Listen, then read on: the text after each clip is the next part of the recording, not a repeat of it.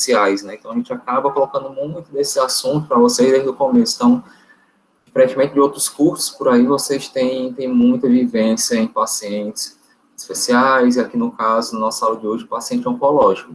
Então, hoje a gente vai discutir um pouquinho, né, de como a gente deve abordar e como a gente deve, quais seriam as nossas condutas quando a gente recebe na nossa cadeira um paciente que já teve experiência com câncer, tá certo? Que ele já tenha feito ou radioterapia ou quimioterapia, tá certo? Então, cada vez mais a gente sabe que a população, eu sempre falo isso, que a população está ficando idosa, né? Então, cada vez mais que as pessoas ficam idosas, elas têm mais predisposição a doenças crônicas, né? Elas ficam mais expostas a fatores etiológicos de neoplasias malignas, né? Então, é cada vez mais comum a gente ter, chegar para a gente pacientes com câncer, ou então que já se trataram, fizeram terapia contra o câncer, tá certo? Então, a gente vai fazer essa discussãozinha hoje. Mais uma vez, fiquem à vontade, tá certo? Para interromper, para perguntar, para que essa aula seja o mais produtiva possível.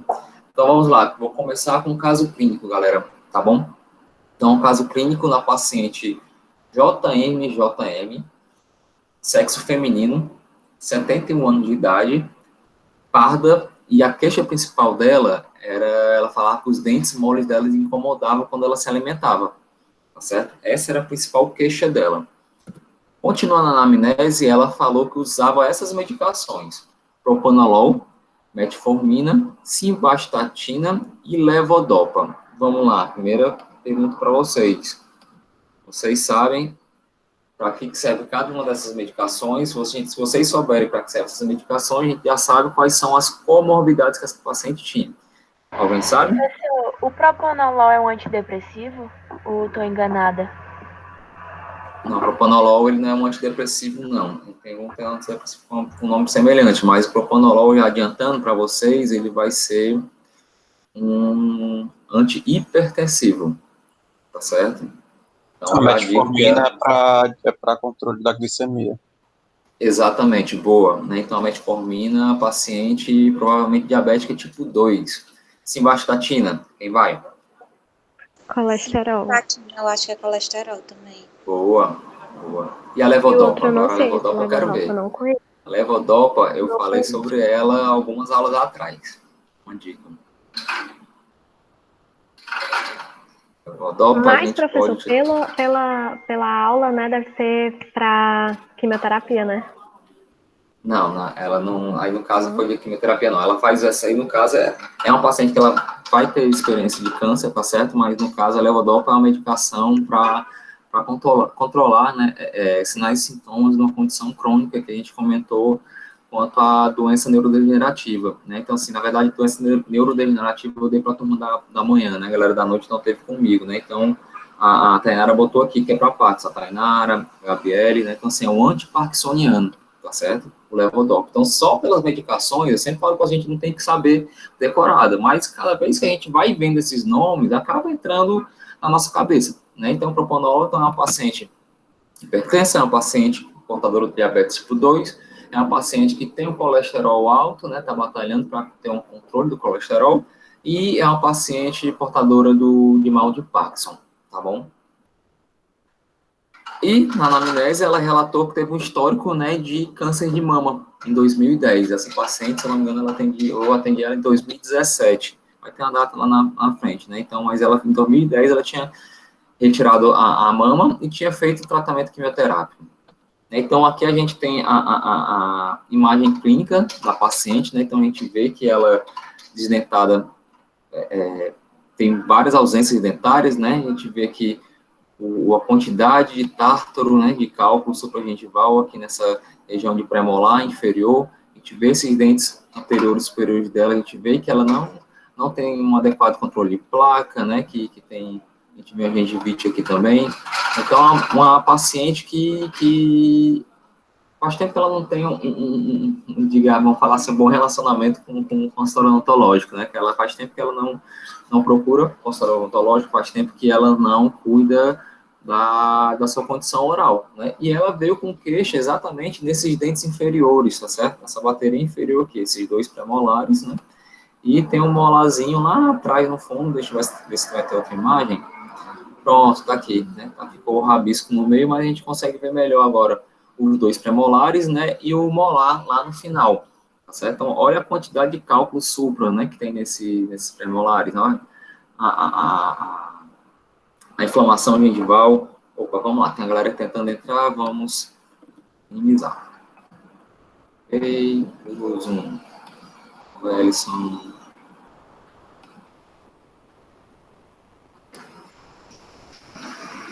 Vamos lá? Ok. Por favor, me avisem quando tiver mais pessoas entrar. Legal. Então, aqui a gente vê, né? Então, a queixa dela era nessa bateria aqui inferior. Opa, o que foi que eu fiz, meu Deus? Então, ela falava que quando ela se alimentava, esses dentes aqui se mexiam, né? E ela sentia desconforto, e foi por isso que ela buscou a gente. Então, essa é uma panorâmica, né? Contar a história dessa panorâmica, vocês estão acostumados com a panorâmica digital da faculdade, coisa mais linda. Essa é uma panorâmica que tem disponível no nosso serviço, né? Essa paciente eu atendi na Força Aérea. E lá o nosso raio-x panorâmico era um raio-x que ele tinha sido comprado para o Rio de Janeiro há uns 20 anos atrás, né? O Rio de Janeiro usou, quando não quis mais, mandou para Recife, a Recife usou, quando não queria mais, perguntou se alguém queria, Fortaleza não tinha nenhum, a gente quis, né? Então, esse panorâmico veio para a gente, né? Era um panorâmico não digital, mas, assim, mais do que a imagem não tá tão legal, né? Também só por causa disso, não. É porque, né? Aqui está muito claro, provavelmente a gente não vai conseguir ver, mas aqui o nível ósseo está bem aqui, mas tá, a radiografia, a panorâmica está dessa forma por causa do Parkinson dela, pessoal. Então, assim, como ela treme muito, né, quando o aparelho panorâmico girava, né, 360 graus na cabeça dela, quando ela tremia, né, a imagem também ficou tremida, tá certo? Mas aqui pela panorâmica, mesmo a imagem estando tremida, a gente consegue ver, né, o quanto de absorção óssea alveolar horizontal a gente tem. E quando a gente vocês vão sempre fazer isso, pessoal, quando a gente pegar uma paciente com histórico de câncer, tá certo? Principalmente câncer de mama, lembre-se que, muito provavelmente, essa paciente, ela pode ter feito quimioterapia, e se ela tiver feito quimioterapia, ela pode ter utilizado o bisfosfonato, pessoal. Então, alguns tipos de câncer são bem mais comuns de serem tratados com bisfosfonatos, e o de mama é um deles. Então, pessoal, sempre quando vocês pegarem pacientes que fizeram quimioterapia, e principalmente câncer de mama, câncer de próstata, algum câncer ósseo, mieloma, são tipos de neoplasias que normalmente utilizam bisfosfonatos. Então, eu entrei em contato com o médico, né? Então, assim, eu fiz uma cartinha, né? Minha letra linda, vocês estão vendo aí, né? Então, mas aqui eu tentei ver se vocês conseguem decifrar, né? Mas eu coloquei aqui, ó, a paciente acima necessita realizar tratamento odontológico cirúrgico. Coloquei que ela precisava fazer a ESO 34, 35 e 37. Aí pedi para o médico, solicita a avaliação clínica da paciente, assim como a necessidade de saber do histórico de uso de bisfosfonato no tratamento do câncer de mama. Então, o que eu perguntei para ela? Eu perguntei como é que está a condição clínica da paciente e se ela tinha feito a medicação. Por quê? Eu coloquei aqui, ó, no intuito de minimizar os riscos de desenvolvimento de osteonecrose após o procedimento cirúrgico. Pessoal, quando você manda uma carta dessa para o médico, né, o médico vai lá e ele lê, ele vê que você, né, propôs o tratamento da paciente, você identificou que ela né, fez um tratamento quimioterápico, você identificou que ela tem um risco de desenvolver necrose e pediu para o médico que ele desse a avaliação dele. Você não pediu autorização. Então, assim, a gente nunca vai pedir autorização para o médico. A gente vai pedir a avaliação dela. O médico vai falar, a paciente está daquele jeito. Aí você vai decidir se você faz o procedimento ou não. Então, quando o médico vê uma carta dessa, que mostra que o dentista está com cuidado, que o dentista sabe o que está fazendo, que o dentista sabe da complicação que o tratamento pode ter, ele vai lhe respeitar demais e vai até começar a lhe caminhar paciente, porque não é todo mundo que tem esse cuidado, tá certo? E ele respondeu. Então, ele colocou aqui, ó, Tenente Diego Pérez, né, ateste para devidos fins, que a paciente portadora de CA de mama realizou o tratamento cirúrgico em 2010, desde então faz uso de hormonoterapia com anastosol, tá certo? Então, está aqui em parágrafo, bisfosfonato também. tá certo? Então, sim, o médico confirmou, né, que a paciente fez os bisfosfonatos. Então, a partir do momento que a gente pega uma paciente, né, que fez os bisfosfonatos, a gente tem que ficar com um de orelha em pé, né? Então, fazendo uma revisão bem rápida, né, que eu acredito que a maioria de vocês já conheço, porque a gente fala demais sobre bisfosfonatos com vocês, né? O bisfosfonato, ele vai ser uma medicação, fármaco, né, que ele vai atuar na reabsorção óssea, né, mediada por osteoclasto, tá certo? Lembrar que o osteoclasto, né, que é o responsável pela essa reabsorção óssea, né? O osteoclasto, né, ele forma a matriz óssea, e o osteoclasto, ele reabsorve.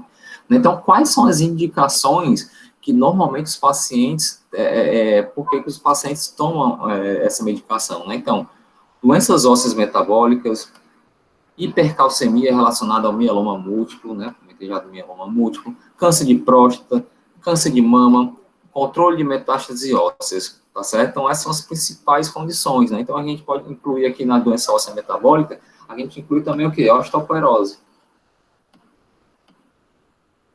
Então, sempre quando vocês pegarem, né, paciente, eu sempre falo isso, paciente, sexo feminino, a partir de 50 anos de idade, perguntam se tem osteoporose, perguntam se a paciente falar que tem, questione se ela não faz bisfosfonato, às vezes ela nem sabe que diabo é bisfosfonato, às vezes não, normalmente nem sabe. O médico fala que ela tem que tomar aquela medicação, ela toma, ela não quer saber se é bisfosfonato, se é antipertensivo, se ela quer ficar boa, né? E nessa forma você tem que perguntar para o nome do paciente, da medicação para o paciente. Porque às vezes o paciente não sabe dizer. E na primeira consulta a gente pode fazer algumas perguntas como é que você toma essa medicação? Você toma todo dia? Aí se ela falar, não, eu tomo 7 dias, eu tomo uma vez no mês. Então, muito provavelmente, essa medicação é um bisfosfonato, porque a posologia do bisfosfonato normalmente é dessa forma, né?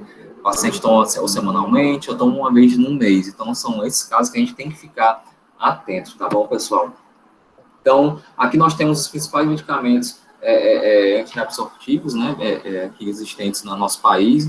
Então, a gente tem aqui o risedronato, né, ou então ácido risedrônico, e aqui tem os nomes comerciais, pessoal, que é o Actonel. Não sei se vocês lembram da aula que eu dei de saúde bucal da terceira idade. No caso inicial, que era a senhorinha, que a gente fez atendimento domiciliar, ela foi para o hospital, ela usava Actonel. Então, foi uma das justificativas da gente ter acabado e levou o atendimento para o hospital. Então, o clordronato, ibandronato, o aledronato, que é o mais comum nas indicações para pacientes com osteoporose, o amidronato e o temido ácido soledrônico, né, que é o famoso Zometa. Então, esse aqui é um dos principais fármacos antiabsortivos utilizados na quimioterapia, tá certo? Então, o Zometa é que a gente tem muito medo, tá certo? Além disso, além dos bisfosfonatos, pessoal, a gente temos diversos outros fármacos hoje em dia, né, que podem causar necrose também, né? São as principais terapias com anticorpo monoclonal, né? Como, por exemplo, o denosumab. Então, o denosumab é um anticorpo monoclonal também utilizado nesses objetivos, que também pode causar necrose. Então, por isso que hoje em dia, a denominação da necrose, né? Deixa eu ver se está no próximo slide, pronto, aqui, né? Então, hoje em dia a gente chama de quê? Osteonecrose dos maxilares induzida por medicamentos. Antigamente era osteonecrose dos maxilares induzida por bisfosfonatos. Então, hoje em dia não é só mais bisfosfonato, tá certo? Então, esses anticorpos monoclonais também estão inclusos, né? Então, por isso que a gente chama dessa forma. Então, como é que a gente pode falar que o paciente tem osteonecrose? É quando ele já tem feito tratamento prévio, né? Ou está fazendo atualmente tratamento com bisfosfonato ou alguma outra droga dessa que eu comentei. Quando o osso necrótico está na boca há mais de 8 semanas e essa paciente não tem histórico de radioterapia de cabeça e pescoço, né? Que já não tem histórico de radioterapia de cabeça e pescoço, né? Que se tivesse seria osteoradionecrose, né? Então, para a gente falar que é uma osteonecrose dos maxilares, tem que se enquadrar nesses 3 itens, tá certo? Então, se o osso estiver exposto na boca por 1 semana, ela não é considerada ainda uma osteonecrose, tá certo? E a nossa conduta vai ser mais fácil de ser resolvida nesse caso. Então, pessoal, nesses pacientes que a gente vai fazer procedimentos cirúrgicos em pacientes que já fizeram uso de terapia antirreabsortiva, é importantíssimo a gente utilizar um termo de consentimento livre esclarecido. A gente tem lá na clínica da faculdade da Unicristo um termo, né, que a gente mostra para vocês no primeiro dia, e esse foi um termo que a gente utilizou lá nas Forças Armadas. Então, nesse termo, a gente já coloca aqui tudo explícito para o paciente, porque assim, o paciente tem que estar ciente de tudo, tem que estar no papel e com a assinatura do paciente. Então, está aqui, ó, tratamento proposto, né, está sujeito ao seguinte risco de desenvolvimento de osteonecrose. A gente está falando desde o começo para o paciente. Então, a gente fala, né, que o porquê, né, por que a paciente tem um risco de osteonecrose, então a gente colocou aqui, né, por causa do CA de mama, por causa do tratamento dela, e no final a gente coloca o tratamento proposto, né, então além das vezes, né, a gente tinha proposto também, o dente 11 dela estava necrosado, então aqui o nosso tratamento proposto foi tratamento endodôntico do 11 e a êxodo do 34 e do 35, que eram os dois premolares inferiores que ela se queixava muito, tá certo? Então a gente colocou tudo no papel, né, então fui orientado às seguintes condições e cuidados pré- e pós-operatórios. A gente coloca também o cuidado pré- e pós-operatório, né? Então, tá aqui, ó. A gente fala que ela tinha que tomar medicação antibiótica prescrita antes do atendimento e comparecer regularmente às consultas agendadas. Porque se ela faltasse, desenvolvesse necrose, e ela fosse querer, sei lá, me processar o serviço, a gente tinha lá assinado por ela, ó. Tá aqui, a gente avisou que você tinha que vir para consulta, a gente avisou que você tinha que tomar medicamento, tá tudo escrito aqui, você não fez, né? Então, tem que ter dessa forma. Então, a gente está aqui, né? Então, a paciente assina. Então, aqui eu não riscar para vocês verem bem aqui, ó, assinatura bem tremida, né? Assinaturazinha característica da paciente com doença de Parkinson. Então, vamos lá. A gente foi fazer o tratamento, né? Então, a gente fez primeiro a endo, tá certo? Mas aqui, no caso, que a gente está preocupado com a osteonecrose, então aqui a gente está fazendo a ESO, nós fizemos as duas ESO no mesmo momento, tá certo? Então, foi em 2017 mesmo, eu estava recordando. Então, tá aqui, ó, logo após a remoção do dente, e nesse mesmo momento, pessoal, a gente já partiu para fazer laser terapia de baixa potência, tá certo? A fotobiomodulação com luz vermelha, aí a gente acelera a cicatrização, né? E a gente também pode utilizar o comprimento de onda infravermelho para estimular a formação óssea na região, tá certo? Então, é importantíssimo a gente estar utilizando a laser terapia nesses casos. Então, como é que a gente deve fazer a exodontia em pacientes utilizando bisfosfonatos, né? Então, a gente tem que ter, se possível, um mínimo trauma, tá certo? Tem que ser a cirurgia mais tranquila possível.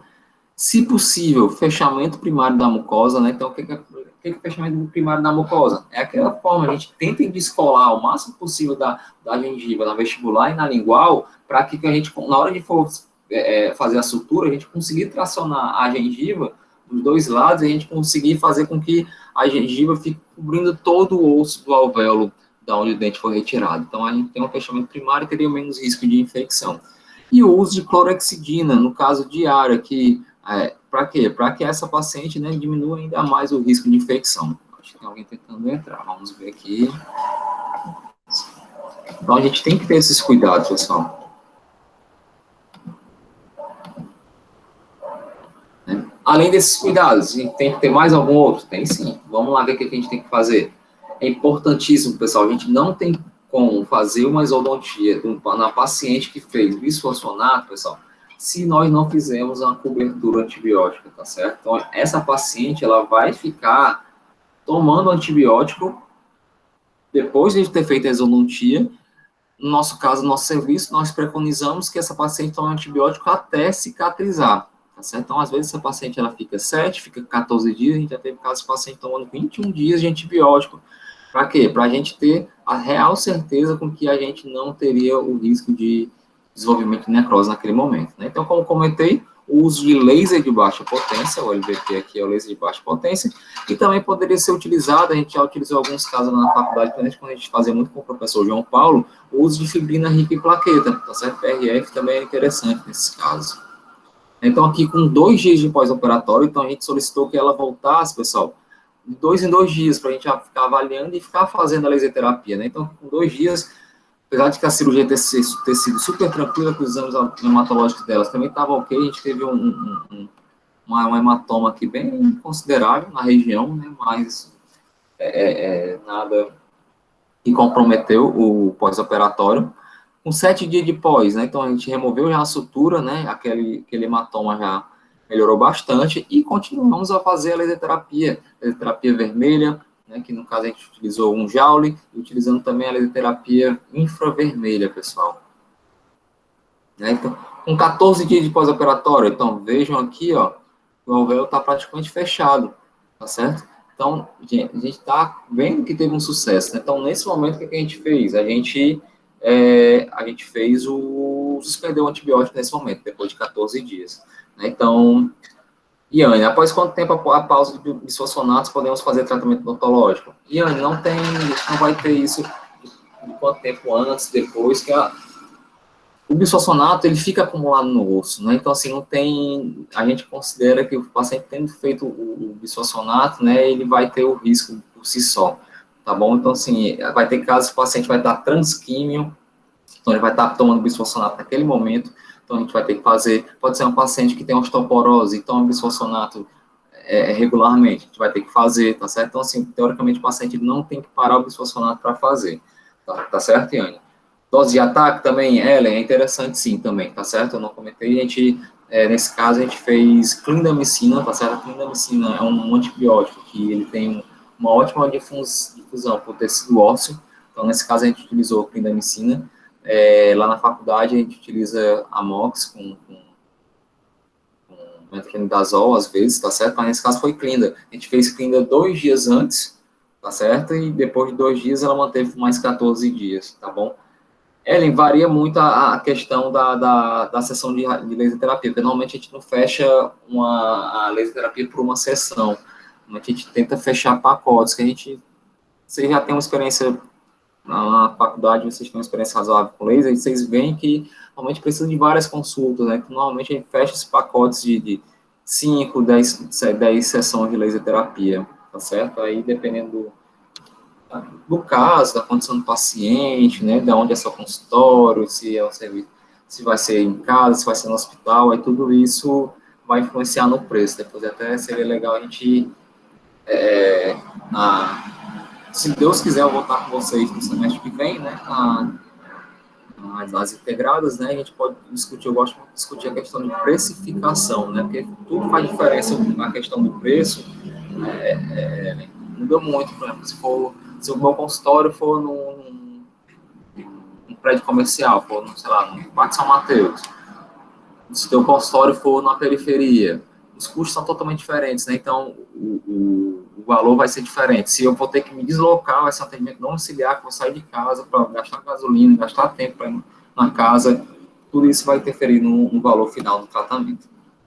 Então, com 21 dias, né, a gente viu que realmente a gente teve o sucesso do caso.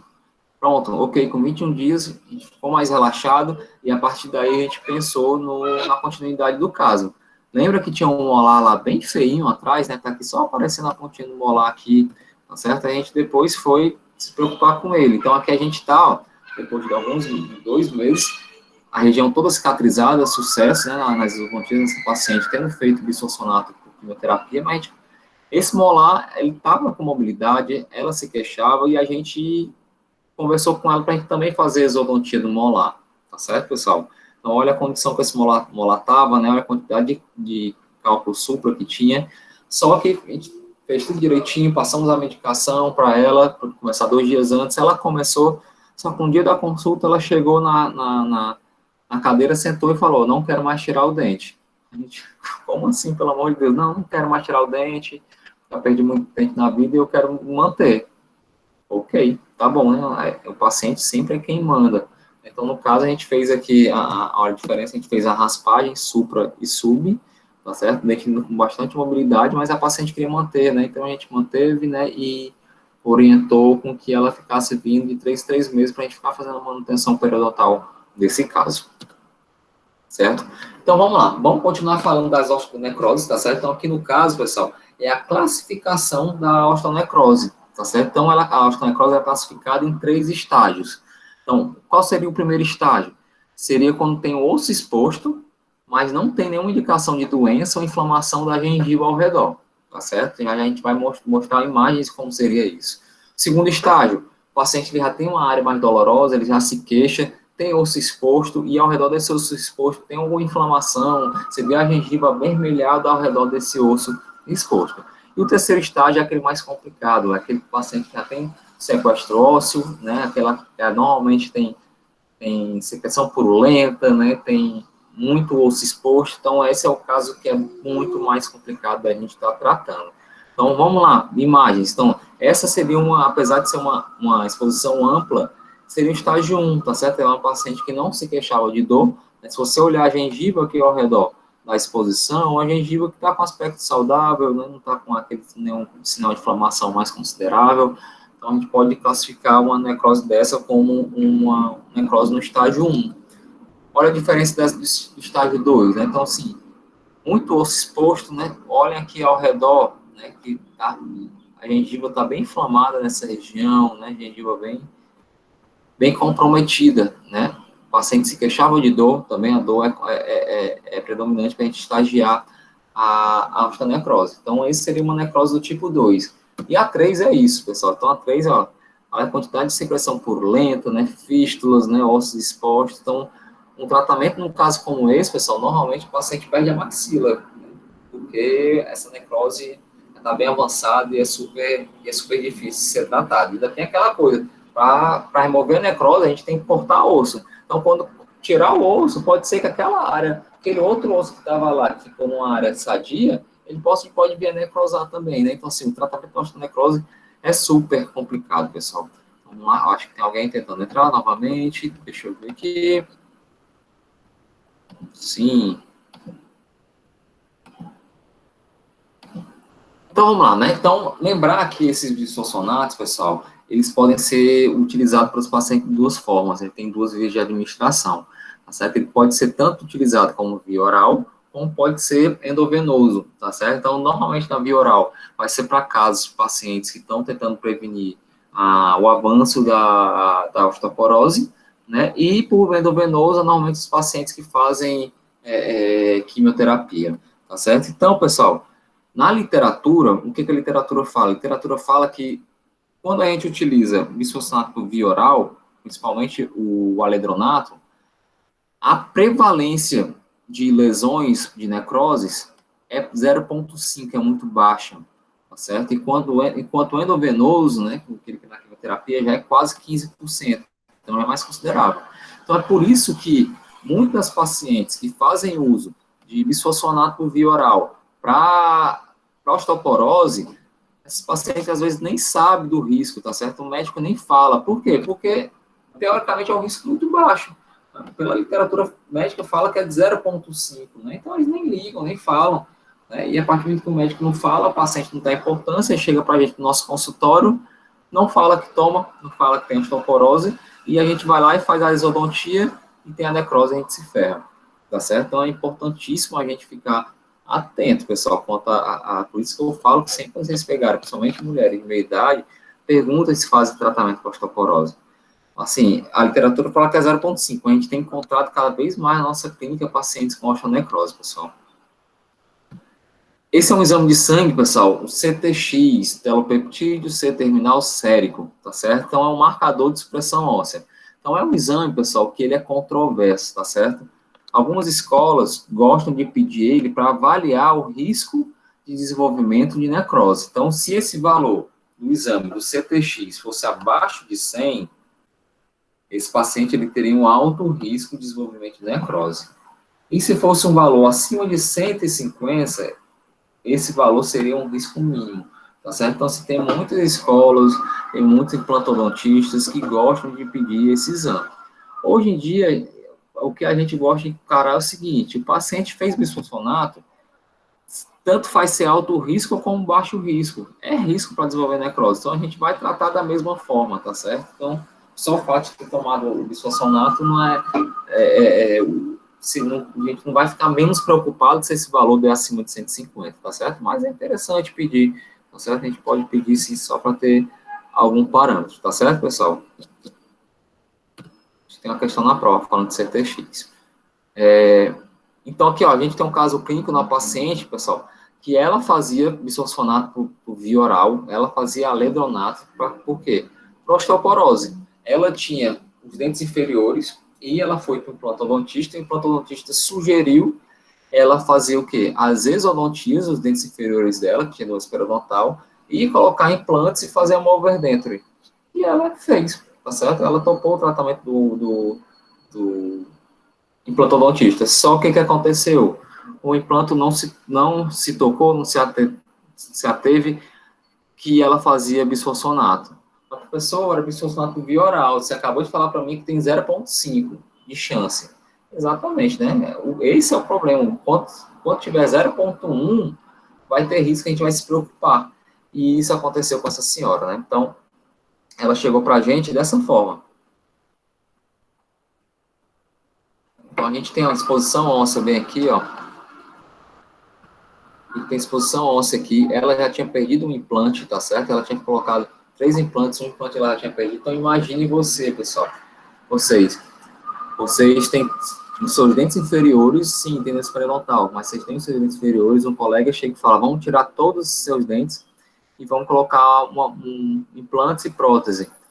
E essa paciente desenvolve necrose e agora ela não consegue mais utilizar a prótese, ela não pode, na verdade, não deve utilizar a prótese, por causa do risco de necrose, né? Então, assim, essa paciente, ela passou muito na faculdade, talvez alguns de vocês já tenham até atendido ela, tá certo? Ela foi até um caso de TCC que a Natália defendeu agora, né? Então, aqui, ó, a tomografia dela. Olha, né, a característica das lesões de necrose, né? Então, assim, lesões bem extensas, pessoal. Certo? Então, veja aqui, ó, ela já tinha perdido implantes nessa região, ó. Certo? Outras imagens aqui, construções 3D, né, a gente vê o quanto estava afetado, né, a mandíbula dela, né? Assim, é muito difícil imaginar, né, que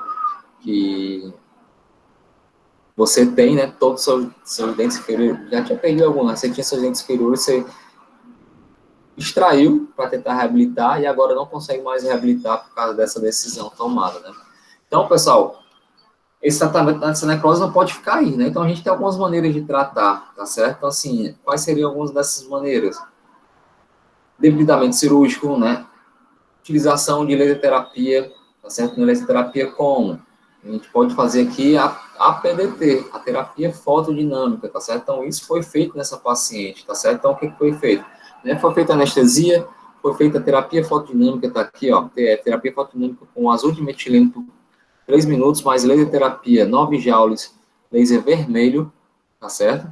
Depois, no lado direito, que o osso estava mais exposto, foi feito o debridamento ósseo, né? O que é debridamento? Faz a remoção daquele osso, normalmente a gente pega até uma broca, uma maxcult, faz um desgaste de toda aquela área necrótica. Então, por isso que é difícil o tratamento, porque quando a gente faz o desgaste com a broca, né, o osso que fica lá sadio é um osso que foi traumatizado. Então, aquele osso pode vir a necrosar de novo, né? Então, essa é a complicação, né? Então, foi feita a remoção do osso necrótico. Então, lembrar sempre o que a terapia fotodinâmica, né, que é a PDT, qual é o objetivo dela, né? PDT. O objetivo é diminuir a bacteremia, né, acabar com as bactérias que tem na região, né? Então, quando a gente coloca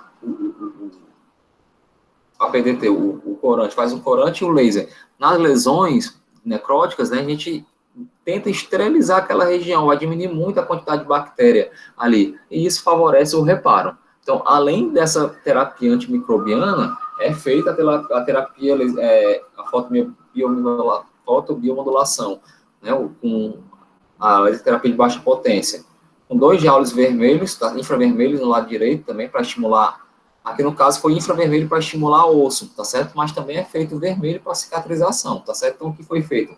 Terapia fotodinâmica para diminuir a quantidade de bactérias, foi feito laser terapia vermelha, né, que está aqui 1 joule, para cicatrização, e laser terapia infravermelha para estímulo ósseo, para neoformação óssea na região, tá certo, pessoal? Então, aqui a gente está, imagens de procedimento, né, então colocando o corante, o azul de metileno nas lesões, fazendo a laser terapia, né, fazendo debridamento ósseo e, no final, suturando. Tá certo? Então, essa paciente, ela voltou, né, então, assim, com 7 dias, foi feito novamente outra terapia fotodinâmica, né, foi feito a remoção da sutura, e foi feita, porque assim, o debridamento cirúrgico só foi feito um lado. Então, o outro lado, né, que a lesão estava menor, foi feito somente terapia fotodinâmica, diminuindo a bacteremia da região para estimular um reparo ósseo da região. Tá certo, pessoal? E esse paciente teve sucesso. Tá certo? Só que essa paciente, as lesões sumiram, ela sumiu da faculdade, e depois de um ano ela voltou com outras lesões na região. Tá certo? Assim, e esse paciente fica triste, muito triste, porque ela queria, né, reabilitar, fazer a prótese, e a gente contraindicou. Vamos até algumas perguntas aqui, né? Terapia fotodinâmica ajudaria em algo? Ajudaria sim. É exatamente por isso. A terapia fotodinâmica foi antes do debridamento, para quê? Para quando a gente fosse fazer o procedimento cirúrgico, né, aquela região teria menos micro-organismo, né, então seria uma cirurgia mais limpa. A partir do momento que a gente tem a cirurgia mais limpa, a gente tem um pós-operatório melhor e diminui o risco de necrose, tá bom? Então, esse foi o objetivo também da terapia fotodinâmica antes do procedimento cirúrgico. Outro tratamento que a gente pode utilizar, né, em associação com o tratamento cirúrgico, né, a utilização da fibrina rica em plaquetas, do PRF, né, então, recolhe o sangue da paciente lá na faculdade, no 7º andar, a biomedicina, a gente consegue fazer isso, o professor João Paulo que gosta muito de trabalhar, então, recolhe o sangue do paciente lá na faculdade, sobe no 7º andar, vai para a centrífuga, né, e a centrífuga consegue recolher esse PRF, né, que esse PRF, ele é rico em quê? Ele é rico em fatores de crescimento, pessoal. Então, por isso que ele, como ele tem fatores de crescimento, ele estimularia, né, a cicatrização na região. Então, o PRF hoje em dia é muito utilizado em plantodontia, utilizado na periodontia, na cirurgia, né, devido a esses fatores de crescimento e diversos outros fatores, como, por exemplo, as propriedades que têm hemostáticas e cicatrizantes. Né? Então, aqui a gente tem um outro caso de uma paciente com necrose bilateral, né, também outro caso aqui, no caso, paciente pós-quimioterapia, tá certo? Aqui o osso estava exposto, né, na foto da esquerda, na foto da direita, como se fosse uma fístula. Né? Então, foi feita a exposição óssea, tá certo? Foi feito o debridamento, e aqui, ó, aqui no meio, a gente vê, aqui é o PRF, né? A gente faz como se fosse, coloca entre duas placas de vidro, né, e forma uma fina película que a gente coloca lá em cima da região na qual a gente fez o debridamento do osso. Não sei se vocês conseguem observar nessa segunda imagem aqui, ó, em comparação com a primeira, vou tentar passar aqui, marcar. Então, essa região aqui, onde está o PRF aqui em cima, você consegue ver pela diferença da textura, tá certo? A gente coloca lá na região e sutura, tá certo? Aqui a gente colocou, aqui a gente tinha a lesão óssea, e aqui está o PRF, ó, circundar novamente para vocês tentarem identificar, tá certo? E faz a sutura final, tá bom? Então, esses fatores de crescimento estimulam a cicatrização. Então, aqui a gente está o pós-operatório da paciente sem as necroses. E aqui é a panorâmica dela. Certo, pessoal? Então, assim, alguma dúvida a mais, por enquanto, sobre osteonecrose? Certo? Agora a gente vai estar falando de quimioterapia, a gente vai passar um pouquinho mais para CSC, tá certo? Câncer de cabeça e pescoço, tá bom? Vamos lá, se vocês tiverem alguma outra dúvida, coloquem aí no chat que a gente vai conversando. Então, vamos lá, né? Então, a gente vai começar a falar de CSC, né? Então, o CSC é o câncer mais comum, né, de cabeça e pescoço, tá certo? De boca, desculpa, né? É o câncer mais comum. Lembrar das lesões potencialmente malignas, né? São lesões que a gente tem o dever de observar, né? A gente não, quando o paciente abre a boca da gente, a gente não deve já ir direto para um dente. Às vezes a gente tem muita mania disso, eu que sou endo também, né, isso complica muito, é muito comum de endodontista que o paciente chega para você e fala, não, estou com dor no dente tal. Então o paciente deita, abre a boca, você já vai direto no dente. Esquece de ver mucosa, esquece de ver de lábio, esquece de ver mucosa jugal, língua, palato, e vai direto para o dente.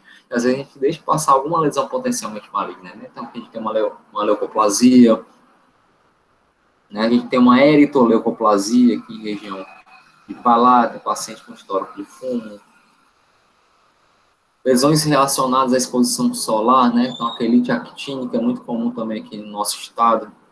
Na época que eu trabalhava em Camusim, tinha muito paciente com quelite actínica, porque tinha muito pescador, né? Então, eles ficavam direto no sol. a região mais central, né, o pessoal que fica mais mais agricultor também tem muito. Lesões mais verrucosas, né, quando a gente tem essas alterações mais verrucosas, extensas, esbranquiçadas, a gente se preocupa um pouco mais, né, até o surgimento, né, do próprio carcinoma espinocelular, né, então é aquela definição clássica, né, que a gente não vai ficar discutindo tanto aqui hoje, né, então é aquele bordo elevado, base endurecida, indolor, crescimento rápido, área de necrose central. Então, aqui, imagine, então, olha esse caso, pessoal, um paciente que veio para a gente, na época, lá no UFC, fazer mestrado, né, então, olhem esse CSC em região de palato mole e de orofaringe, pessoal. Então, esse era um paciente que chegou para a gente se questionando que estava com dificuldade de se alimentar. Como é que ele ia se alimentar bem, né, pessoal, com uma lesão desse tamanho, né? Então, para vocês terem noção, né, assim, poxa, como é que uma pessoa deixa chegar, né, uma lesão a ficar desse tamanho, né, impedindo que ele se alimentasse, né, e não busca um atendimento antes. Então, às vezes a gente faz esses questionamentos, né, mas a gente tem que lembrar que o nosso país, né, nossa população é uma população que não tem acesso à saúde, é uma população que não tem acesso à educação, né, e no caso, principalmente, estou falando aqui de educação relacionada à saúde mesmo, né, então, assim, o paciente olha um negócio desse da boca, ele não se toca que ele tem que ir atrás, tá certo? Então, realmente é muito difícil a nossa realidade, a gente vive num mundinho aqui, né, que não condiz com a maioria do nosso país, e é isso que normalmente a gente encontra, se vocês forem trabalhar em PSF, vocês vão começar a ver muito disso, pessoal. Outro caso, uma paciente jovem, né, uma moça bem jovem, tinha 20 e poucos anos, né, e olha essa lesão em palato duro, também pegando aqui rebordo, né, então essa lesão bem extensa, o paciente não fumava, não bebia, né, então foi muito difícil na época, eu lembro demais a gente dar o diagnóstico de CSC para ela, certo? Assim, a gente até fazia a possível associação com possível relação com HPV, né, mas a gente não, na época a gente não pesquisou, mas era talvez a explicação, porque não fumava, não bebia, muito nova, né, uma lesão bem extensa. Lesão mais verrucosa, né, então assim, olha a extensão dessa lesão, né, então assim, é bem complicado a gente, o prognóstico de um paciente desse, quando chega com lesões desse tamanho pra gente. Olha esse outro caso, olha esse linfonodo, pessoal, né, olha o tamanho, né, do linfonodo comprometido desse paciente, né, então, e olha a condição oral dele, né, então esse paciente foi mandado para a gente fazer o tratamento pré-radioterapia, né, quando a gente abre a boca dele, poxa, aqui no caso é exodontia total, infelizmente, né, então assim, e a sorte que esse paciente veio para a gente antes da rádio, né, porque normalmente às vezes isso não acontece. Então, assim, é triste a gente pegar casos como esse, mas a gente acaba indicando e às vezes a gente acaba fazendo realmente exodontia de todos os dentes. Professor, qual é essa lesão do pescoço? Como é? Essa lesão do pescoço, qual é? É o linfonodo dele, cara. Pra ter noção. O linfonodo que tá atualmente volume linfonodo endurecido, né, e tá desse tamanho. Não é o câncer mesmo, não. Ele tinha um CSC e o CSC foi ali um comprometimento de linfonodo devido ao CSC. Professor, só me Pode recorda, falar. sempre o linfonodo, ele vai ficar do lado do câncer ou é contralateral? Normalmente contralateral, mas assim, vai depender do avanço da lesão também, viu, Ellen? Contralateral. Pode também cometer os dois, tá bom? Então, assim, essa pacientezinha, eu nunca me esqueço desse caso. Então, aqui a foto tem a pesca aqui da data 2005. Então, assim, um tempinho, né? Mas essa paciente, ela chegou lá na clínica de estomatologia da UFC. Eu estava na clínica, eu era monitor, eu me formei no meio de 2005. Estou entregando minha idade, né? Mas eu só era monitor. Fui resolver um negócio na radiologia, que era em outro andar, lá no UFC Radiologia embaixo. Na radiologia, quando eu entrei na clínica, era um mau cheiro, assim, um odor tão ruim, meu Deus do céu, o que tem aqui nessa clínica? Aí, quando a gente foi ver essa pacientezinha, essa senhorinha que estava há algum tempo no interior, tentando tratamento odontológico, tá certo? Não conseguia, né, acompanhamento do dentista, e até que indicaram ela ir para o serviço de estomatologia do UFC. E olha como estava a condição, pessoal, tá certo? Vou passar rápido essa imagem, tá certo? Esse era o avanço da lesão, tá certo? Então, assim, realmente era eu comentei sobre o odor, né? Realmente era cheiro de como se fosse uma putrefação, né? Tava realmente apodrecendo ali, né? Então, assim, essa foi uma paciente que a gente já, de lá da UFC, já foi direto mandando para o serviço cabeça e pescoço, né? Porque, assim, não tinha nada para que a gente fizesse ali, né? Para poder melhorar, tá certo? Realmente muito triste a gente ver que por falta de acesso a serviço, por falta de educação e saúde, né, casos avancem dessa forma. Né? Então, sim, isso é um caso de 2005, mas não se engane que sim, hoje melhorou, mas não mudou tanto, não. Tá certo, pessoal? Então, lembrar que a decisão de qual vai ser o melhor tratamento desses casos sempre vai ser do médico, tá certo, pessoal? É uma responsabilidade médica, então a gente não vai dar pitaco no tratamento oncológico, tá certo?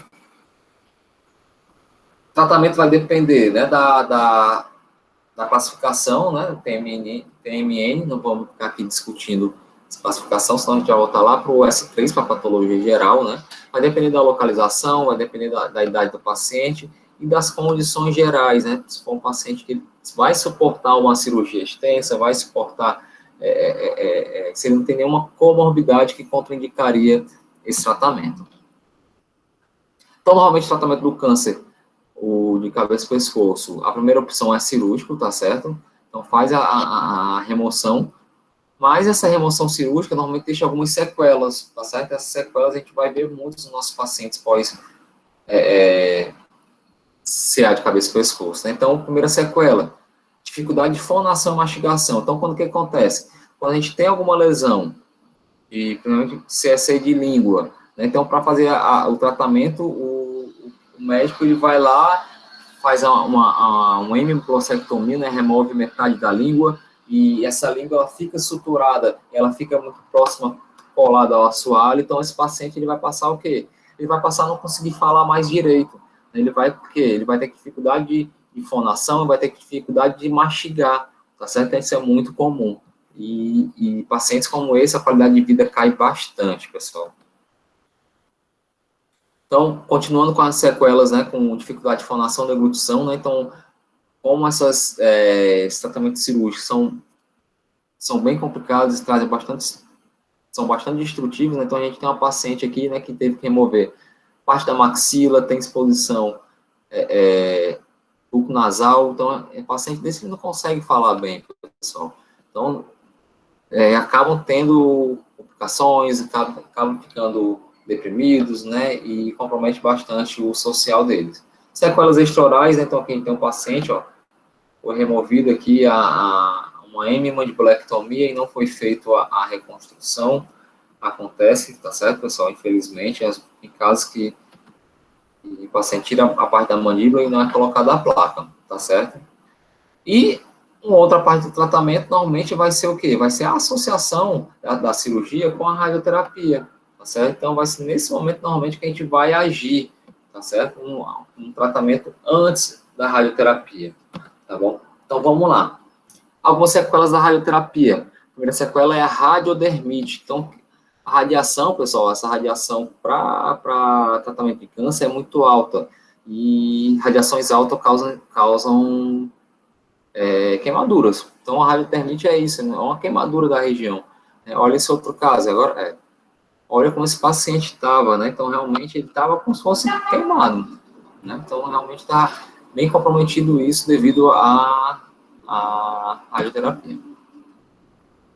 Outro comprometimento, pessoal, trismo, né? Então, o paciente ele tem dificuldade de abertura de boca porque toda aquela região, né, na qual os tecidos são ionizados, passa pela radioterapia, tem uma fibrose na musculatura. Então, a partir do momento que tem essa fibrose, o paciente não consegue mais ter essa abertura de boca que ele tinha antes. Então, é muito comum um trismo que complica muito o nosso atendimento odontológico. Se a gente vai uma vez, tem até uma paciente, não sei se alguém pegou ela nesse semestre, não pegou não, porque ela é uma paciente que ela era atendida pela professora Carol no céu lá, que ela atende, e era atendida na faculdade. Essa paciente, ela precisa fazer um canal de molar, né, a paciente sequela de câncer, e ela não consegue abrir a boca de jeito nenhum. Então, essa sequela do trismo pós-radioterapia é muito chata para a gente, porque limita muito o nosso atendimento odontológico, tá certo? A abertura de boca. Mucosites, tá certo? Mucosites são bem comuns, tanto na radioterapia como na quimioterapia, tá certo? Então, já vai falar de classificação de tratamento de mucosite agora, e considere também como para quimioterapia, tá certo, pessoal? Então, a mucosite, na radioterapia, normalmente ela ocorre na terceira semana de tratamento, com a dose acima de 30.000 grays. 30 grays, quer dizer, já começa a aparecer mucosite. Sendo que, normalmente, o tratamento de radioterapia por cabeça e pescoço utiliza, em média, 70 grays. Então, o que isso quer dizer? Quer dizer que, praticamente, todo paciente nosso que fizer radioterapia de cabeça e pescoço vai ter mucosite, tá certo? Então, ele vai ter odinofagia, disfagia, né, dificuldade para engolir, pode ter infecções oportunistas, né, candidíase, pode ter ulcerações. E a gente tem aqui a classificação da mucosite, segundo a OMS, tá certo, pessoal? Então, é uma classificação que quanto maior for o número, maior são as complicações, tá certo? Então, um paciente que está em tratamento de câncer e tem uma graduação 0 para mucosite, significa que o paciente não tem nenhum sinal e nenhum sintoma, né? Então, está ok. Então, aquele paciente que está sem mucosite, a graduação dele é 0. Mas quanto à classificação 1, é quando o paciente ele tem mancha ou placas esbranquiçadas, tá certo? Aí tem um leve desconforto, com sintomatologia. Graduação 2, esse paciente tem a mucosa avermelhada, tem um eritema, e sente pouca dor, e essa pouca dor, principalmente quando ele se alimenta com alimentos sólidos. Classificação 3 é quando surge uma pseudomembrana branca em toda a superfície do tecido. E esse paciente, normalmente, ele vai se queixar mais, principalmente quando está ingerindo líquido ou então alimentos sólidos macios. E o 4 é aquela ulceração realmente já mais complicada, tá certo? Aquela ulceração, o paciente vai ter muita dor, ele não vai mais conseguir se alimentar, tá certo? Então, às vezes, o paciente, caso mais grave, acaba até tendo que fazer alimentação por sonda, tá bom, pessoal? Então, esses são os casos mais complicados. Tinha dado um sinalzinho aqui, eu achei que alguém estava tentando entrar. Né? Então, ele tem como prevenir a mucosite? Tem sim, tá certo? Então, assim, a gente pode fazer protocolos de laser terapia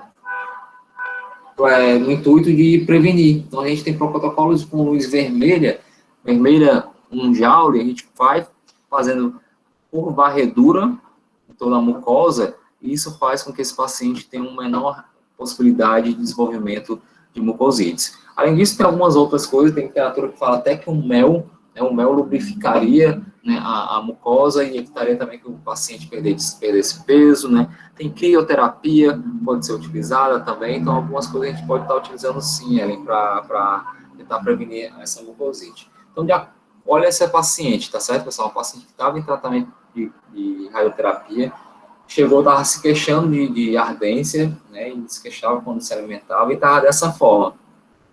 De acordo com a classificação que eu acabei de passar para vocês, qual seria a classificação dessa mucosite, dessa paciente? Então, a gente vou aqui voltar para a gente relembrar a classificação. 1, 2, 3 e 4, né? Então, 1, quando tem mancha ou placa branca, 2, eritema, avermelhado, 3, uma pseudomembrana branca, e 4, quando tem úlceras. Então, a gente pode ver aqui, ó, que a gente tem uma pseudomembrana branca em toda essa região aqui, tá certo, pessoal? Então, é um caso de quê? É um caso de classificação 3, tá certo? Esse protocolo preventivo é durante a quimio ou antes. Assim que se sabe que vai fazer quimioterapia, né, com ciclofluconazil, né, que é um fármaco por exemplo, dá muita mucosite, né? Ou então radioterapia, já pode ser feito o protocolo de prevenção de mucosite com laser terapia, tá certo? Assim que souber, já pode fazer, mas durante a quimioterapia, é o ideal que seja feito também, tá certo? Então, se o paciente tiver transquímio, o laser dá um conforto muito bom. Então, aqui a gente fazendo a laser terapia, tá certo? A gente vê que em inferior também a gente tinha essa pseudomembrana. Nesse caso, se o paciente estiver fazendo a químio, aí se eu for aplicar o laser, eu não vou acelerar esse processo neoplásico, não? Nesse caso, não, então eu ia até fazer esse comentário agora, né? Então, assim, não vai. O laser vermelho, ele age, né, superficialmente, né? Ele vai agir só na mucosa. Né? Então, assim, a gente tem que ter muito cuidado, né, da utilização do laser, que a gente não pode irradiar lesões tumorais, né? Seja elas malignas ou benignas. Então, a gente tem que ter muito cuidado no paciente com CSC de cabeça e pescoço, que a nossa luz não atinge a lesão, não atinge o CSC, porque senão a gente está dando uma bomba, né, para o CSC aumentar de tamanho. Então, a gente tem que ficar realmente atento quanto a isso. Mas na quimioterapia, normalmente não, porque a gente não tem uma lesão, normalmente não é uma lesão que está intraoral, dependendo, não sei se é algum linfoma, que seja diagnosticado intraoral, mas normalmente não é. A quimioterapia normalmente é uma leucemia, né, algum comprometimento da medular, ou então CA de mama, né, um CA de próstata, né, então assim, é algo mais distante da boca, então a gente não tem tanta essa preocupação de estar acelerando o câncer, fazendo a laserterapia, não. Tem que ficar atento só quanto a C6, né, tumores de cabeça e pescoço, né, e não irradiar a região tumoral, tá bom? Deu para entender mais ou menos, né? Então, a mucosite, normalmente o paciente se recupera sozinho, mas demora mais ou menos um mês após o fim da radioterapia, né? Então, enquanto isso, é interessante que a gente faça a abordagem, tá certo? E qual o tratamento? Então, o tratamento é a higiene, não pode deixar de fazer a higienização, né? Por mais que o paciente tenha com desconforto, tem que tentar elaborar alguma saída dele fazer a higienização oral. Bicarbonato de sódio, bochecho com anestésico tópico, pode mandar fazer em farmácia de manipulação, bochechos com corticoides, né? Então a dexametasona elixir é muito interessante nesses casos. Bochechos com nistatina tópica, o que tem a ver nistatina, Diego? Pelo amor de Deus. A nistatina, nessas lesões fúngicas, pode estar muito associada com infecção com cândida, tá certo? A gente pode ter uma candidíase lá secundária. Então, nesse caso, seria interessante o uso da nistatina. E a laserterapia de baixa potência. É muito interessante no tratamento da mucosite. Então, olha essa outra mucosite, né? Olha o tamanho dessa área ulcerada em mucosa jugal. O paciente aqui, ela estava durante a quimioterapia. Né? Paciente de 2007. Né? Olha aqui, olha a quantidade de tecido necrosado que foi removido da região. Né? Então, realmente ficou só uma úlcera gigantesca lá e a gente fez a laserterapia vermelha. Outras coisas que a gente pode estar fazendo, né? Um bochecho de anestésico, como comentei, né? Um bochecho de xilocaína viscosa. Sempre produtos viscosos são melhores para esses pacientes, que o fato de ser viscoso cria uma película, uma camada por cima dessa mucosa que está afetada e o paciente tem um conforto. Então, dexametasona elixir, comentei que é o bochecho corticoide, solução de hidróxido de magnésio. Fioterapia também relatada na literatura, tá certo? O paciente tem um alívio com frio congelado. Continuando a falar sobre tratamento radioterápico, né? Então, assim, quanto às doses da radiação, né? Então, assim, a partir de 2.000 centigrays, ou então 20 grays, né? É a mesma coisa, muda a unidade de medida, o paciente ele vai começar a ter alteração em fluxo salivar, tá certo? Se for acima de 5.000, essa disfunção já vai estar irreversível praticamente, tá certo? Então ele vai ter praticamente dificuldade de formação de saliva, então essa saliva vai ser de uma qualidade pior. Né? Nessa faixa terapêutica, a gente vai ter mais xerostomia, eritema e aumentar as mucosites, tá certo? Então, quanto mais alta é a dose da radiação, mais grave, mais efeito colateral pode ter. E, infelizmente, para os tumores de cabeça e pescoço, normalmente, a radiação é acima de 6.000. Então, assim, não tem para onde correr. O paciente ele vai ter distúrbio de fluxo salivar, ele vai ter distúrbio de xerostomia, vai ter diversas outras complicações, e essas complicações, algumas são reversíveis, mas outras, a maioria, são irreversíveis. Então, quanto à xerostomia, né, a xerostomia é a sensação de boca seca, não necessariamente seria a diminuição da quantidade de saliva, mas a parótida é a glândula que é mais sensível à radiação, né, e ela contribui com 33% total da secreção de saliva, né, e 50% dos pacientes exibem complicações após até 5 anos de radioterapia. Então, às vezes, termina a radioterapia, o paciente nem tem tanto desconforto com xerostomia, não, mas com o passar dos anos, aí ele passa a relatar. Né, então, as células serosas granulosas são mais radiosensíveis, né? E as células mucosas são radioresistentes. Então, o que isso acaba fazendo? Acaba fazendo com que a saliva que fica nesse paciente pós-radioterapia é uma saliva muito mais viscosa, muito mais mucosa. É certamente por isso, porque as células mucosas dos epiteliais são mais resistentes à radioterapia. Né? Então, a xerostomia induzida pela radioterapia, né, com doses de 40 a 60 grays, né? Lembrando que eu acabei de falar, em média, a dose comum vai ser de 70 grays. Então, o paciente ele vai sentir de qualquer forma. Então, vai ter uma redução do fluxo salivar, com aumento da viscosidade da saliva, vai ter uma redução da atividade enzimática. Lembrar que a saliva ela não serve só para lubrificar, né? Ela tem função de defesa, ela tem função de ajudar a formar a bola alimentar, né? Então, ela tem diversas funções que a falta dela vai fazer com que fique comprometido o paciente. Né? Então, vai alterar a secreção proteica da saliva e vai alterar o aporte sanguíneo da glândula. Então, aqui a gente tem, ó, paciente pós-rádio. Vejam a qualidade de saliva desse paciente, ó, aqui, ó, eu estou tentando circundar. Podem ver que é muito mais viscoso, a gente vê umas bolinhas, né? Então, é justamente por isso que essa saliva, ela é muito mais viscosa do que a saliva comum. E o tratamento dessa xerostomia, né, passa muito pela indicação de saliva artificial, né? Então, aqui a gente tem a imagem do Bioxtra, que é uma saliva artificial belga, que é muito boa, bem interessante a gente ter. A pilocarpina, ela poderia ser utilizada de 5 a 30 miligramas por dia, então ela estimularia, né, a formação de saliva. Só que a gente tem que lembrar que o paciente ele vai ter o comprometimento da glândula. A radioterapia ela vai destruir as células da glândula. Então, isso faz com que ele não consiga mais produzir mais saliva, mais porque ele seja estimulado por remédio, com a pilocarpina, ou porque ele seja estimulado por laser de baixa potência. Tá certo? Então, assim, algumas outras condições que tem diminuição de saliva, né, o paciente, a gente consegue estimular dando medicação, fazendo laser, mas na paciente que fez radioterapia, não. Certo? Então, o paciente que fez radioterapia, ele não vai ter uma formação maior dessa saliva. Então, a gente vai ter que fazer a saliva artificial para ele.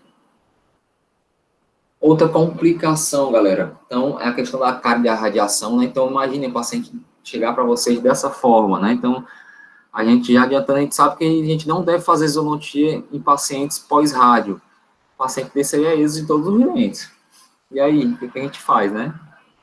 Então, chora e reza, né? Então, assim, normalmente a carga de radiação acontece 3 meses após o término da radioterapia, né? E é uma cárie que ela é agressiva, ela atinge vários dentes na hora mineralizada e o comprometimento dela é muito rápido. Eu tinha um paciente na base aérea que é impressionante, pessoal. Toda semana ele chegava com o dente quebrado, novo, pela cárie de radiação.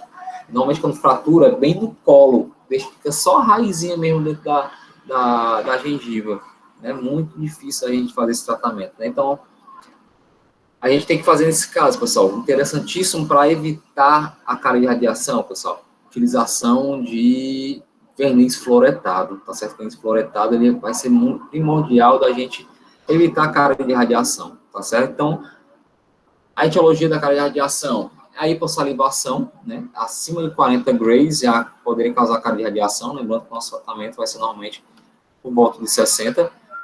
A saliva ela vai ter uma diminuição da capacidade de tampão dela, vai ter maior predominância de bactérias cariogênicas, né, devido à alteração da formulação da saliva.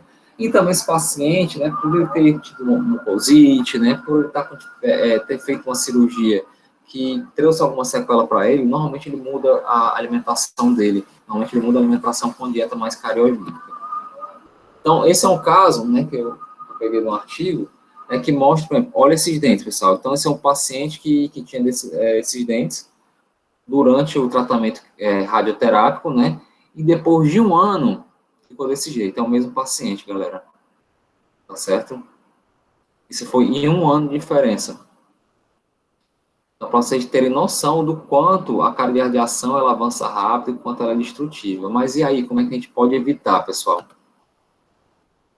Como comentei, já tinha adiantado, né? É importantíssima a questão de protocolos preventivos para a cárie. Então, flúor. Então, flúor é muito importante, né? Então, a gente pode utilizar o flúor verniz, é o principal, é o que a gente mais gosta, né? E principalmente não é propaganda, né? Mas o Durafat é o que então, clinicamente a gente vê os resultados melhores, tá certo? Mas a gente pode fazer, preconizar a bochecha semanal, bochecha diária de flúor. O que esse paciente não pode é não fazer terapia, tá certo, pessoal? É por isso que é importante essa consulta com o dentista, até antes da cirurgia, porque a gente passa, o ideal é que a gente passe para ele todo o protocolo, você vai fazer radioterapia, então, durante a radioterapia, você vai ter que fazer isso, você vai ter que fazer laser, você vai ter que começar desde já fazer bochecha com flúor, você vai ter que fazer verniz, então, essas instruções tem que ser dado antes, tá certo, pessoal? Para o paciente já ficar ciente.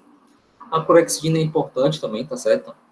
Se preconiza a clorexidina é interessante para esse caso, para a gente diminuir essa bacteremia mais cariogênica. Hoje em dia tem na farmácia um creme dental da Colgate também, que é o não, coloquei aqui não. O Ortogard. É um creme dental que a indicação dele é para ortodontia, assim, para pacientes que estão com risco alto de cárie, que usam aparelhos ortodônticos, né? É uma pasta de dente que tem 5.000 ppm de flúor, né? Então, normalmente a pasta que a gente utiliza, geralmente tem 1.000, 1.200, essa tem 5.000. Então, é uma pasta que talvez seria interessante a gente também estar indicando nesses pacientes. Então, mais um caso clínico, né? Então, uma paciente, talvez algum de vocês já tenham visto lá na faculdade também, não sei quem de vocês é do CEP, mas a paciente passou pelo CEP, né? Então, ela fez radioterapia para câncer de orofaringe e utilizou a dose de 7.000 centigrays, né? Então, a gente viu que acima de 4.000 centigrays já tem comprometimento, né? Imagina 7. Então, essa era a situação clínica dela, né? Então, assim, várias raízes residuais, né? Um canino. E aí, o que a gente faz, né, pessoal? Então, aqui as radiografias dela. Então, a gente vê que apesar de as dentes estarem bem comprometidas, a gente não vê lesão periapical, né? É interessante isso, tá certo? A panorâmica dela, né? Então, realmente só tinha esses dentes, né? Até esse dente que estava melhor, esse canino, a gente vê que ele tem um comprometimento por cárie, né? Que já, então, é difícil de tratar. Mas e aí, como é que a gente planeja um caso desse, pessoal? Professor Diego, existe a possibilidade de fazer o sepultamento dessas raízes? Exatamente, é aí que a gente ia questionar agora, né? Então, o que a gente ia planejar? A gente pode sepultar ou a gente faz a ESO?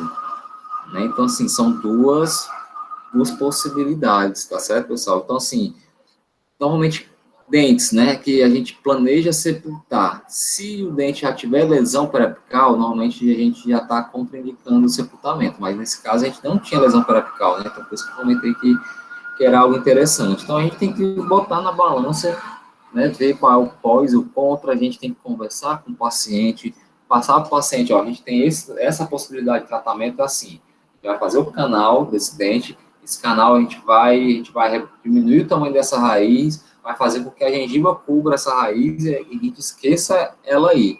Ou a gente tem a possibilidade, essa outra possibilidade, a gente vai tirar as raízes, você vai se livrar delas, mas tem um risco de desenvolver uma necrose. Então, você coloca para o paciente e o paciente faz a decisão, tá certo? Então, esse é um caso que foi feito com CEP e foi feito o sepultamento nesse caso, tá certo, pessoal?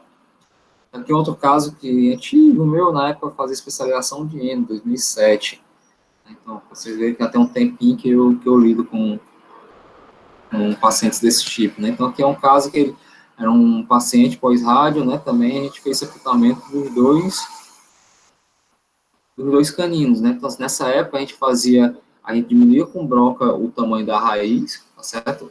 Obturava a abertura do canal radicular com resina composta e esperava a gengiva cobrir. Hoje em dia, não. Hoje em dia, a gente já estende mais, a gente faz uma incisãozinha aqui, escola a gengiva para tentar fazer um fechamento primário, tá certo? Mas o sepultamento é algo que é feito há algum tempo, tá certo? Tá aí a gente partindo para sepultar, tá certo? Depois a gente rebaixa e depois faz uma concentração de resina, então de ionômero. Hoje em dia a gente prefere fazer o ionômero modificado com resina. Né? Então, o sepultamento é uma opção, mas na exodontia, se a gente optar pela exodontia, o que a gente vai ter que fazer? Mais uma vez, assim como as cirurgias, que a gente quer evitar a osteonecrose, aqui a gente vai ter que fazer cobertura antibiótica, galera, tá certo? Então, começar um antibiótico antes e manter até fechar, tá certo? De preferência, cicatrização também por primeira intenção, descolar bem a tecido gengival, para a gente tentar encostar ao máximo os bordos. A partir do momento que a gente encosta o bordo, a cicatrização vai ser bem melhor, menos risco de infecção e o osso não vai ficar exposto, né? E rezar. Rezar também é importante, pessoal. Quem tem fé, né, normalmente dá certo. Mas só rezar não dá certo, não. Tem que fazer também os cuidados cirúrgicos, né? Cirurgia traumática e a cobertura antibiótica. Então, o risco de desenvolvimento da osteoradionecrose vai depender de algumas coisas, tá certo? O que vai depender? Da dose da radiação e do fracionamento, né? Então, quanto mais alta a dose for, mais vai ser chance de ter a necrose. Dependendo do qual foi o dente extraído e o local de onde foi a radiação. Então, assim, às vezes é uma radioterapia que fica mais concentrada em mandíbula. Se for uma êxito de um dente maxila, o risco é menor, né? Maxilomandíbula, a literatura mostra que tem maior probabilidade de desenvolvimento, né, de osteoradionecrose em mandíbula, tipo de tumor e localização, né, também pode estar interferindo, e a técnica das exodontias. Por exemplo, a gente precisar fazer uma técnica terceira, usar broca, a possibilidade de ter uma necrose osteorádio é muito maior. Então, aqui mais um caso, né, que caso preocupado pelo professor Tales, né, paciente pós-cirurgia, então, paciente com sequela, né, então não foi feita reconstrução por placa. Então, a gente vê, ó, olha a condição oral dele, né, olha esses dentes. Então, vários dentes acabando tendo com indicação de exodontia, né, então a gente tem que ter muito cuidado, planejar muito e sempre passar para o paciente, da mesma forma, no começo da aula, como eu mostrei, termos de consentimento, no livro esclarecido, lá na clínica a gente tem um termo tanto para risco de osteoradionecrose como com risco para osteonecrose. Então, essa era a condição oral do paciente. Sequela, porque não foi reconstruída a mandíbula, sequela lá, comunicação, lá no final também. As radiografias dele, né, então a gente vê comprometimento endodôntico, né, comprometimento de estrutura dental, né, então assim, vários desses dentes a gente acaba tendo que acabar optando dentes com lesão, né, então optar, se tiver dente com lesão,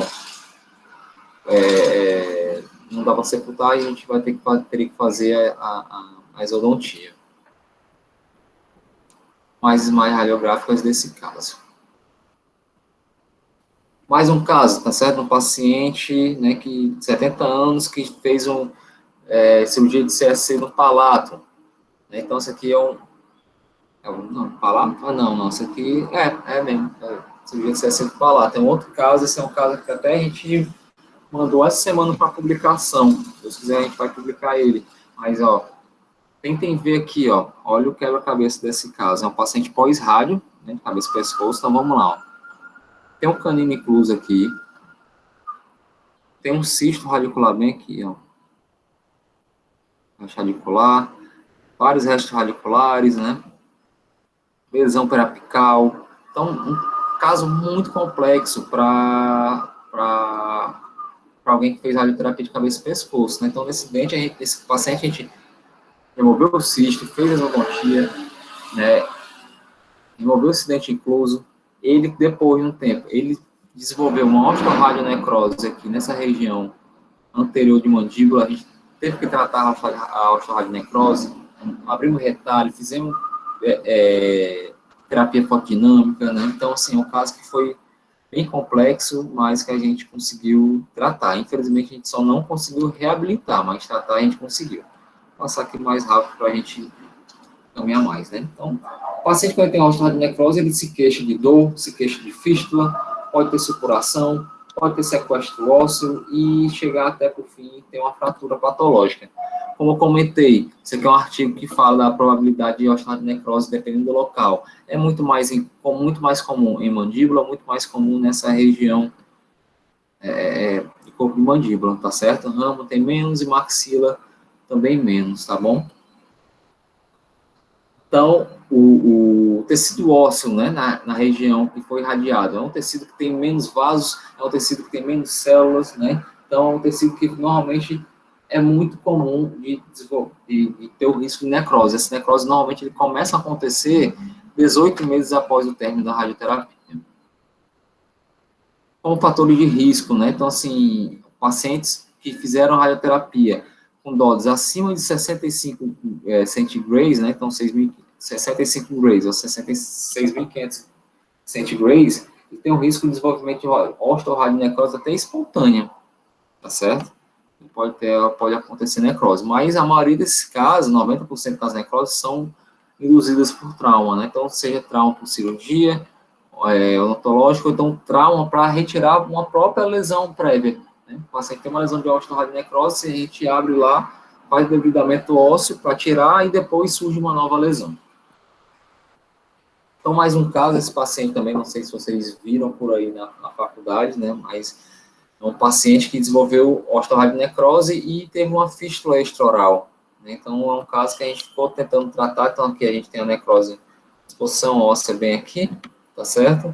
E a fístula extraoral que a gente também ficou tentando tratar com terapia fotodinâmica, para ver se tinha sucesso, mas nesse caso a gente não teve sucesso na terapia fotodinâmica nesse caso de osteoradionecrose, para diminuir a infecção, né? Então, tratamento: limpar a lesão, debridamento, agente antimicrobiano, né? Então a gente pode incluir aqui como agente antimicrobiano a terapia fotodinâmica, remoção de sequestro ósseo, né? Então se tiver algum osso lá mais solto, a gente vai lá e remove.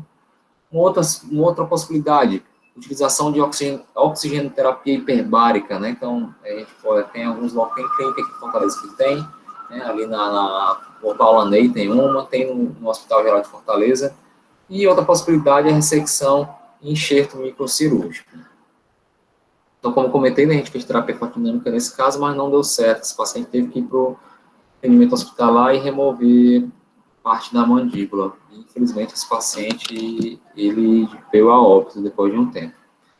Então, a oxigenoterapia hiperbárica, pessoal, ele era muito indicado para tratar a osteoradionecrose. Só que a literatura já viu que hoje em dia é muito alta a taxa de insucesso no tratamento, tá certo? A osteoradionecrose é 85%.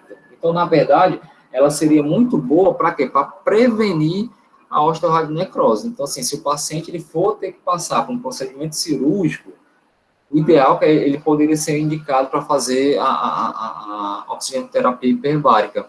Então, só que assim, quanto ao tratamento, ele estimula a síntese de colágeno, ele estimula a formação de novas áreas vasculares, tá certo? Só que no tratamento, para dar certo, é dessa forma. Ele teria que fazer 20 sessões antes do procedimento cirúrgico, aí ele passa pelo procedimento cirúrgico e faz mais 10 depois. Então, esse seria um protocolo para evitar a osteoradionecrose. Só que o problema é o seguinte, é difícil de conseguir no SUS, e normalmente uma sessão de oxigenoterapia hiperbárica, né, que ele entra dentro dessa cápsula, né, fica lá respirando oxigênio puro, em alta pressão, normalmente uma sessão custa por volta de R$ 400. Então, no caso desse aqui, o paciente tinha que fazer 20 antes e mais 10 depois, né, então ele tinha que fazer 30 sessões, né, custando R$ 400 cada, né, então assim, ia sair bem caro, né, pessoal, então normalmente ele sai por volta, sei lá, R$ 12.000, eu não sou bom de matemática não, pessoal.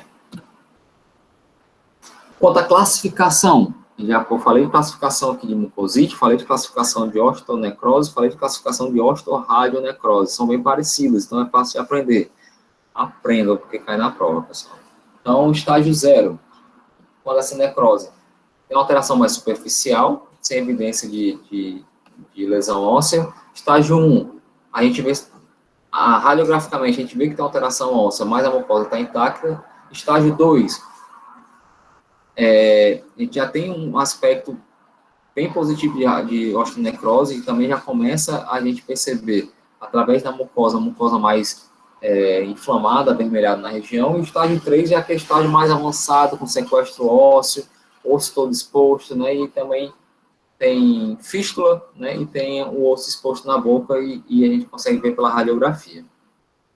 Então, pessoal, para finalizar um protocolo, sempre gosto de terminar com esses protocolos, né, então, protocolo de atendimento do paciente pós-radioterapia, tá certo? Então, atendimento, a gente gosta de ser, coloquei aqui, ó, atendimento bimestral, porque lembra que eu comentei que aquela carga de radiação avança muito rápida, então é interessante que a gente veja ele em 2 meses, tá certo, pessoal? Então, a gente vai avaliar comprometimento de polpa, comprometimento periodontal, lesão de tecido mole, tá certo? A gente tem sempre que perguntar quando foi que ele fez essa radioterapia, quando é que terminou, qual foi a quantidade de radiação e qual foi o local irradiado. Então, lembra que a gente comentou que dependendo do local e da quantidade de radiação que foi dada, o risco de osteoradionecrose é menor. Contraindicar procedimento cirúrgico no primeiro ano pós-radioterapia, tá certo? Então, alguns trabalhos falam, né, que teria um risco maior de desenvolvimento de osteoradionecrose no primeiro ano, tá certo? De pós-rádio. Né? Então, avaliar a necessidade de cirurgia entre o segundo e quinto ano. Então, seria o melhor período para a gente fazer cirurgia no paciente pós-rádio, entre o segundo e o quinto ano. Diante de emergências, preferir tratamento endodôntico, né? Então, assim, lembrar que a gente tem que evitar ao máximo as exodontias, né? Então, sempre possibilidade de, em vez de fazer exo, se puder, a gente fazer um acesso e fazer a endo. Manter saliva artificial, que a gente viu que a radioterapia compromete a parótida das submandibulares, então esse paciente vai ter xerostomia, então tem que fazer saliva artificial. E fazer sempre preservação, sempre acompanhar esse paciente, 2 meses, e sempre pedir radiografias, tá certo? Pedir radiografias para a gente avaliar se não tem nenhum surgimento de lesão de osteoradionecrose em estágios mais básicos, tá certo, pessoal? Então, esse é um protocolo que a gente poderia estar utilizando para o paciente pós-rádio. Tá certo? Então, pessoal, esses são alguns livros que a gente pode estar utilizando. Esse medicina bucal tem na faculdade, mas ninguém vai para a faculdade pegar na biblioteca, mas esse aqui eu acho que eu tenho um PDF. Quem não tiver ainda da época da estômago, me fala que eu posso estar passando para vocês. Então, pessoal, era isso que eu tinha para conversar. Terminei em tempo, tá certo? Espero que vocês tenham gostado. Mais uma vez, é um prazer sempre estar com vocês nesses momentos. Eu acho que foi minha última aula teórica desse semestre, mas a gente ainda vai se encontrar bastante na volta às aulas, a volta à clínica, né? Nova clínica, novos tempos. A gente vai ter que se adaptar e ter muita resiliência para que a gente se adapte bem, até ainda mais no paciente clínico de paciente especial, que nossos pacientes são todos de risco, né? Ou então, se não for de risco, né, alguma criança especial, alguma coisa assim, a gente vai ter dificuldade no manejo, né? Na terapia de controle de comportamento, né? A gente não vai poder, provavelmente, enfeitar as cadeiras, né? Ou então, se enfeitar, vai ter que fazer alguma coisa no plástico que a gente consiga descontaminar. Como é que a gente vai fazer um manejo do paciente, né? Infantil, o PNE com face shield na cara, vocês já pararam para imaginar isso, né? Como é que a gente vai trabalhar dessa forma com o paciente, como é que vai ser o condicionamento deles. A gente, todo N95, Face Shield, Diaba 4, né? Então, assim, vai ser muito difícil essa nossa volta na clínica de paciente especial, pessoal. E a gente vai ter que trabalhar todos juntos, né, para que a gente consiga fazer com que o nosso paciente ele tenha um tratamento adequado e não fique exposto à infecção. Tá certo, pessoal?